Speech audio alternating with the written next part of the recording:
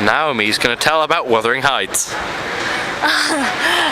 Well, it starts with Lockwood, and Lockwood is the introducer to the whole story. And he goes to Wuthering Heights and he sees Heathcliff, and Heathcliff is like, fuck 20 off, seconds right, left. mate?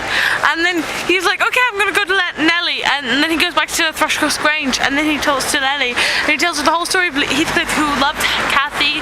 Then Cathy married Edgar, who was like a pretentious bitch, and then he was really jealous for ages, and then he went away, and then he grew up and he became Heathcliff, who's a bitch, and then he went, and then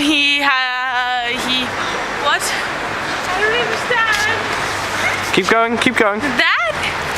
Then Then Heathcliff came back and he was hot, and Cathy was like, oh fuck, I married the wrong man, and then she died when she was having a baby, and then Heathcliff decided to marry Isabel because he wanted to piss off Edgar, and plus he wanted his heritage, so he decided, okay, I'm gonna go marry Isabella, and then he was like, oh yeah, okay, I married Isabella, and then he fucked her off, and then she ran away from him. fuck up.